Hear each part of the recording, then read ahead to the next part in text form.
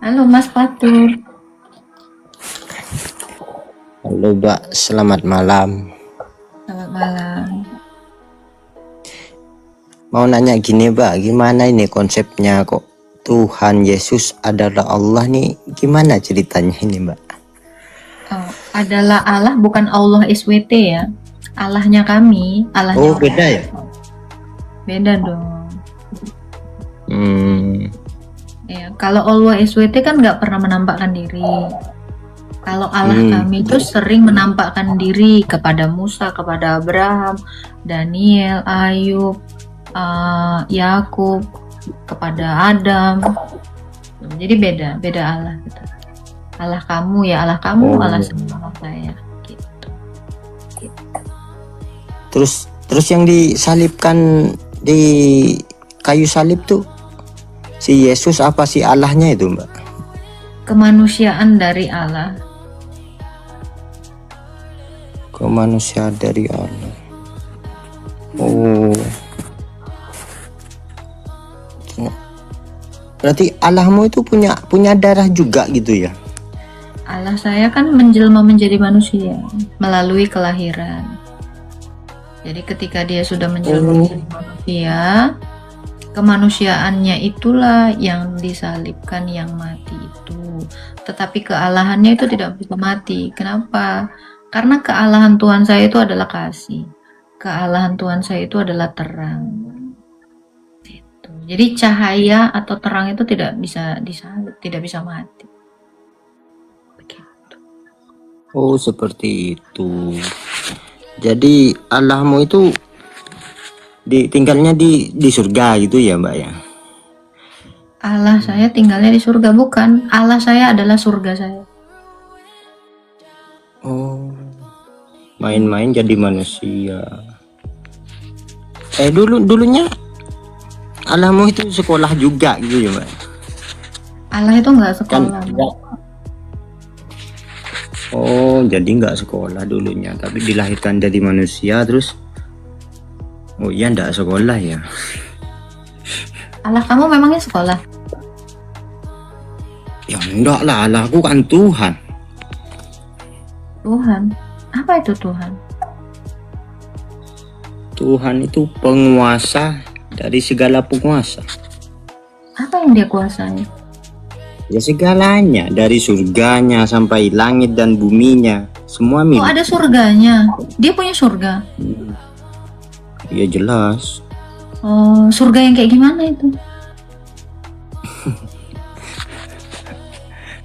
Emang kita mau menyamai Tuhan?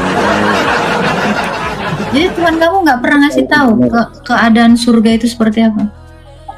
Ya kan kita masih manusia, perbedaan manusia sama Tuhan ya nggak sama tuh. Loh, terus apa yang diajarkan dia tentang surganya kepada kalian? Nggak diajarin? Ya susah dimengerti lah kalau belum dipelajari bukan masalah susah dimengerti. Emang kamu nggak tahu apa-apa tentang surganya? Belum pernah ke surga kok, belum mati. Bukan masalah belum pernah surga. Kamu pernah diceritain tentang surganya nggak? Itu maksud saya. Yo pernah diceritain tapi bukan Tuhannya yang menceritakan, karena Tuhan kita bukan manusia. Loh, jadi kalau Tuhan kamu yang tidak menceritakan, siapa yang menceritakan tentang surga? Ya dari Al-Quran. Lah, Al-Quran ini dari siapa?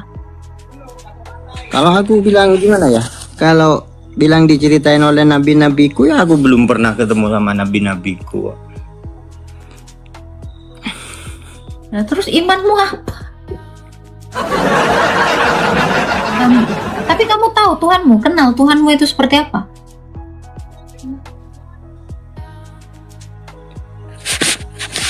Ya kenal.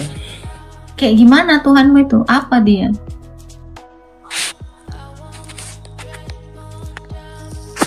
Gimana ya jelasinnya ya?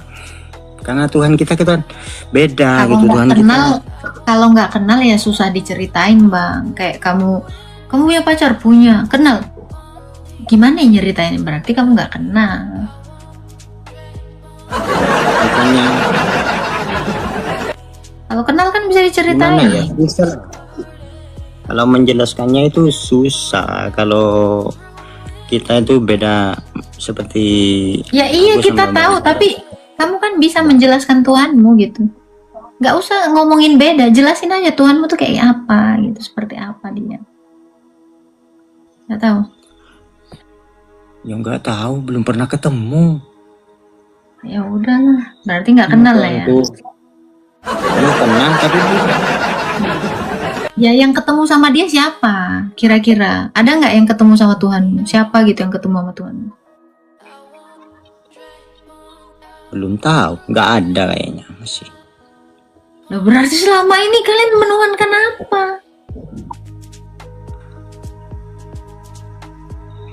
Ya Tuhan kita itu, gimana yang jelasinnya ya? Iya, dari yang jadi Tuhanmu seriusan nggak pernah ketemu sama manusia?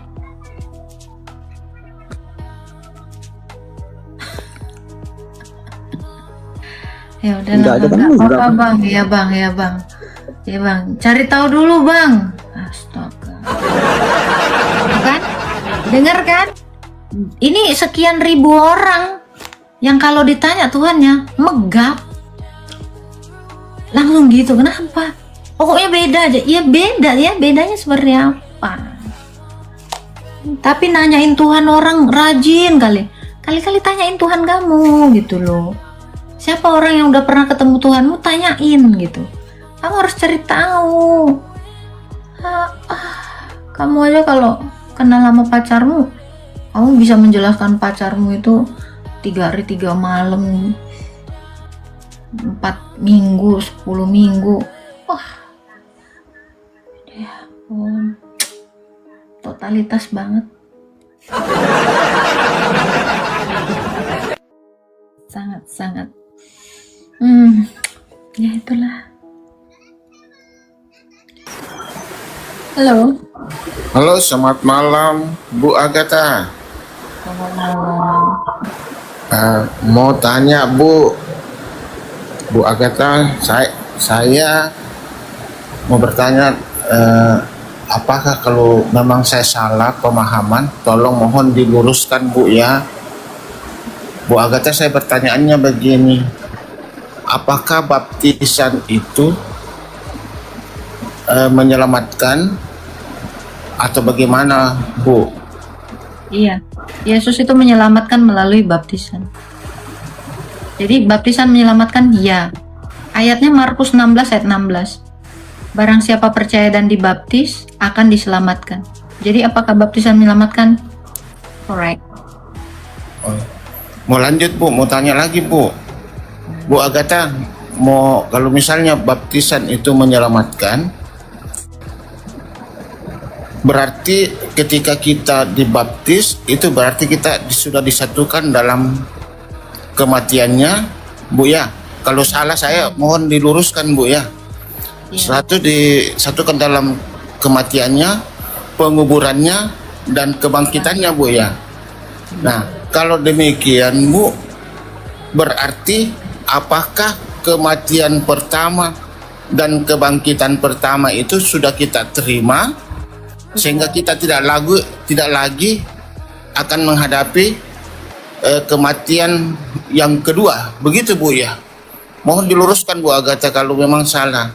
Betul. Nah, saya ini dalam proses perenungan Bu, kalau saya pahami. Nah, model baptisan yang model para rasul itu, yang dari para rasul itu yang model yang bagaimana Bu Agatha, supaya saya bisa di kemudian hari dalam posisi keraguan, dalam posisi tanda tanya saya, apakah saya sudah dibaptis atau belum, ataukah dulu orang tua saya pernah baptis saya dalam model percikan atau bagaimana, daripada misalnya dalam saya berdiri pada posisi keraguan. Kira-kira pemahaman saya itu yang tadi yang saya jelaskan, bahwa menurut saya bahwa adalah baptisan yang model para rasul itu yang bagaimana yang bisa saya mengambil sikap untuk itu Bu Agatha. Mohon penjelasannya Bu. Oke. Baptisan itu nggak ada modelnya Bang. Baptisan itu hanya satu. Karena arti baptisan itu adalah mencelupkan atau menyelamkan. Nah, apa yang diajarkan para rasul itulah yang diterima dari Yesus. Diselamkan dalam nama Bapa dan Anak dan Roh Kudus. Nggak ada model-modelan. Kalau yang itu yang ada Bunda Bu Agatha yang dipercik itu yang biasa saya lihat itu apa Itu itu bukan juga baptis. dari para rasul atau bagaimana itu Bu? Nggak ada. Di dalam Alkitab nggak ada. Rasul itu membaptis ya dengan cara membaptis, artinya menyelam. Oh, Baptisan itu sama seperti yang dilakukan Yesus di Sungai Yordan. Dia iya diselamkan. ya Bu. Oh iya Bu. Nggak ada yang lain. Nggak ada praktek baptisan lain selain itu. Berarti kalau demikian Bu, baptisan itu hanya satu kali aja Bu ya? Kalau kamu itu sudah disatukan, terus apalagi yang mau disatukan? Kan namanya ini yang disatukan. menjadi Artinya, perenungan saya Bu, karena siapa tahu saya dibaptis kemarin yang siapa tahu saya kan masih tanda tanya juga kan saya, apakah orang tua saya sudah baptis saya dengan cara percik itu. Kalau demikian berarti menurut saya kalau luruskan Bu ya, berarti itu saya anggap tidak sah bagi saya Bu ya. kalau merenung jangan di sini Pak. Oh gitu Bu. Kan namanya merenung itu adalah dia dalam kesendirian berpikir dengan kepalanya. Kalau di sini kamu bukan merenung, kamu konfirmasi ke saya. Oh iya makasih Bu. Jadi kan sudah dijawab. Baptisan itu cuma satu. Oh iya. Karena arti baptisan pun kamu sudah tahu tadi, menyatukan kita dengan Kristus dalam kematian, penguburan dan kebangkitannya. Ya kalau sudah disatukan, apalagi yang mau dibaptis lagi, apalagi mau disatukan lagi. Kecuali kamu cerai. Artinya kamu pindah agama. Baru kamu disatukan. Seperti itu. Oh, iya. Ya makasih Bu Agatha, makasih Bu. Sama-sama. Ya, kalau sudah tahu yang benar, ya dilakukan. Oke. Mungkin itu pemberkatan. Pemberkatan apa lagi? Pemberkatan aku nggak ngerti. Selamat Halo. malam. Selamat malam. Selamat malam. Selamat malam. Ini saya mau lanjutin tadi tentang Allah. Yesus menyembah tidak? Apa? Yesus menyembah tidak? Menyembah apa? Ya itu yang saya pertanyakan. Yesus menyembah apa tidak? Dia sesembahan. Dia sesembah. Allah itu kan artinya sesembahan. Iya yang saya tanyakan, Yesus menyembah apa tidak? Dia yang menerima sesembahan. Orang yang menyembah dia. Setahu saya Yesus menyembah dan bersujud. Menyembah dengan bersujud dua hal yang berbeda. Menyembah itu artinya memberi persembahan. Sujud artinya itu merendahkan diri. Menyembah dengan bersujud beda itu. Merendahkan diri dengan siapa itu? Merendahkan diri dengan siapa? Ya, dengan siapa dia merendahkan diri? Yang merendahkan diri berarti ada unsur untuk kita sembah sehingga kita merendahkan diri. Saya aja kalau rendah hati bukan artinya saya kepada siapa, bukan gitu. Merendahkan diri kok kepada siapa? Merendahkan diri ya untuk diri kamu lah. Gimana kamu? Apakah kamu kalau merendahkan diri artinya kamu harus bersujud? Gimana sih? Kamu ngerti bahasa nggak? Ya justru itu saya bertanya. Coba, tolong ya rendah hati. Artinya kamu lagi merendah kepada siapa? Gitu kan enggak?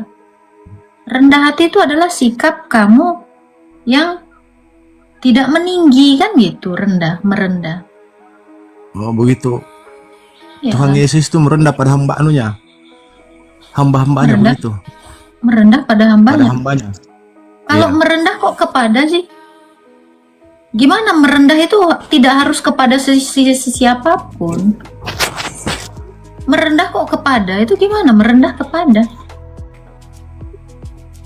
Dia kan merendahkan Gimana diri. merendah? Bersujud artinya merendah. Merendahkan diri, nah kan? Merendahkan diri berarti merendahkan dirinya kok kepada. Kenapa harus ada kata kepada?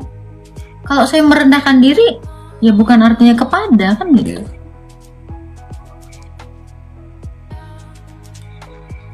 Ibu sendiri kan merendah, kalau merendah diri pamaan tuh dengan orang merendah berarti merendah dengan siapa? Ke orang itu atau merendah kepada siapa? Saya misalnya ya, merendahkan diri kepada orang, artinya kan bukan saya menyembah orang. Adakah kalau kamu merendahkan diri kepada saya, kamu nyembah saya? Logika kan gitu. Iya, logika. Jadi justru itu karena logika. Iya. Logikanya itu Yesus Kalau merendahkan diri, ya merendahkan diri itu kan tidak melulu konteksnya itu menyembah. Kamu harus merendahkan diri itu untuk diri kamu. Itu loh. Sesuatu yang merendah itu artinya kan tinggi, sebelumnya itu tinggi. Paham ya? Tidak mungkin Sebelumnya sesuatu yang rendah itu merendah. Sesuatu yang tinggi sudah pasti merendah. Jadi begini, sebelum Yesus dilahirkan dia kemana itu? Di mana? Sebelum Yesus dilahirkan kemana? Iya. Sebelum Dia di sebelum mana? dia menjadi manusia, sebelum dia menjadi manusia melalui kelahiran, dia adalah sesembahannya Maria, sesembahan Abraham, sesembahan Musa, sesembahan semua nabi-nabi.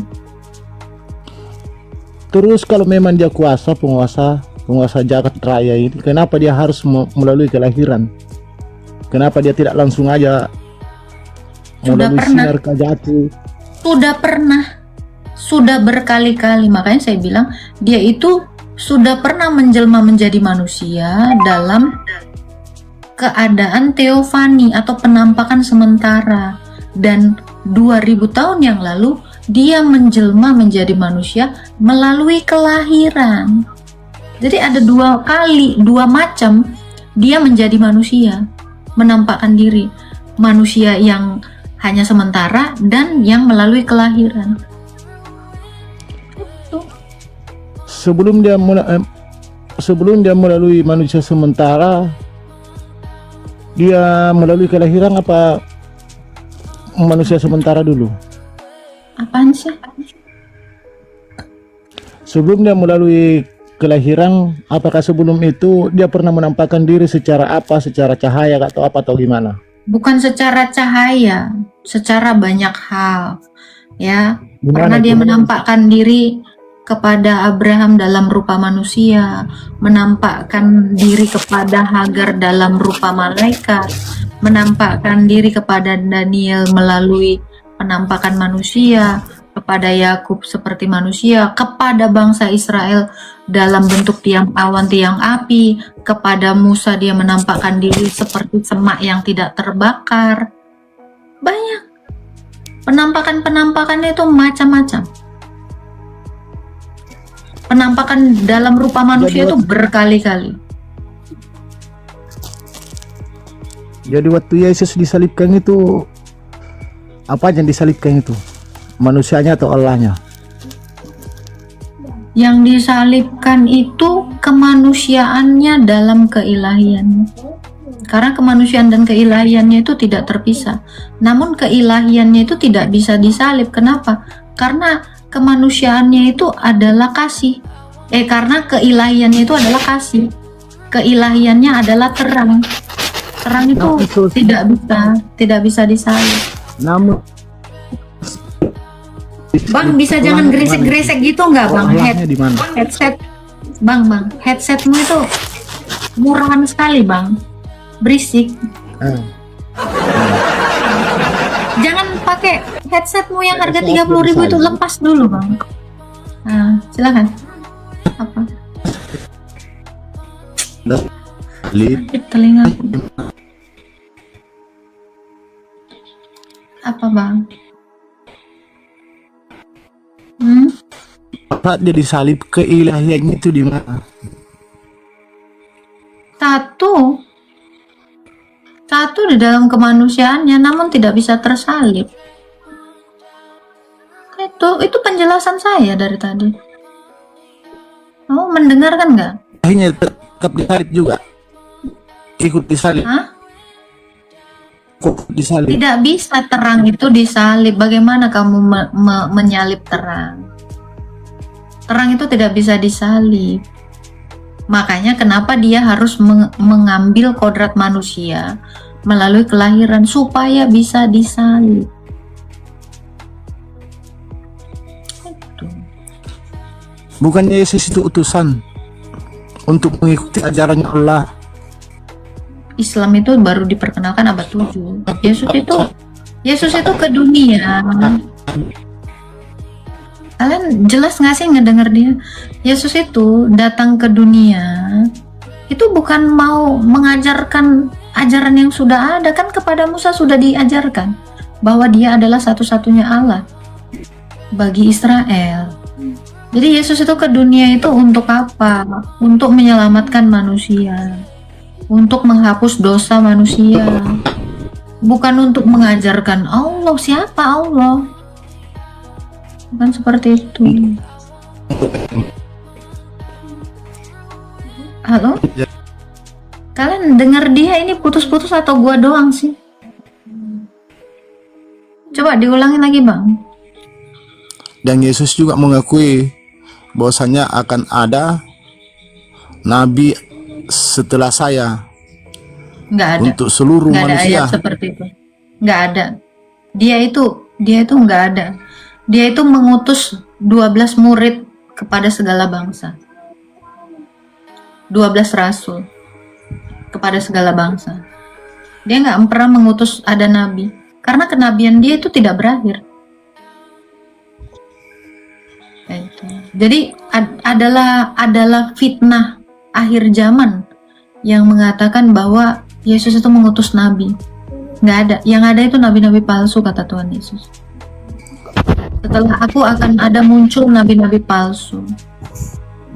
Itu fitnah akhir zaman itu. Itu fitnah akhir zaman itu, Bang. Yang saya tidak masuk logika itu kok. Tuhan kok disalib, dibunuh, diikat, terus disiksa, padahal dia penguasa. Untuk membuktikan kuasanya itu biar dia bangkit, Bisa. biar orang-orang takjub, ya dia harus melewati itulah.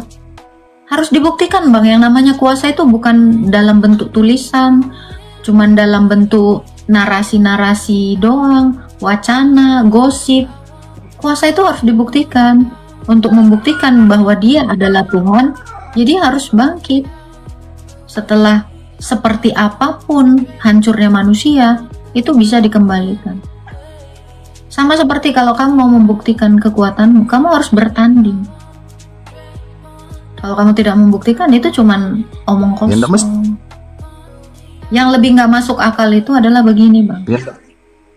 Ada Tuhan yang mengaku Tuhan, tetapi tidak membuktikan dia itu menciptakan gitu. Tuhan itu kalau mengaku dirinya Tuhan, minimal ya, dari yang mati dia hidupkan. Gantian ya, suara kamu ini udah putus-putus. Ya, minimal Tuhan itu harus membuktikan, Bang. Ketika Tuhan itu mengatakan dia adalah Tuhan yang memberi makan, ya minimal ngasih makan lah, bukan omong kosong. Kalau ketika Tuhan itu mengatakan aku adalah Tuhan yang menyembuhkan, ya minimal nyembuhin lah. Dokter aja nggak mungkin disebut dokter kalau nggak nyembuhin, Bang. Guru kalau dia tidak mengajar itu bukan guru. Yang namanya guru harus mengajar, yang namanya nabi harus bernubuat, yang namanya rasul harus diutus keluar dari bangsanya. Ya, perbaiki dulu sinyal kamu dan headset kamu yang 30.000 itu. Sakit telingaku.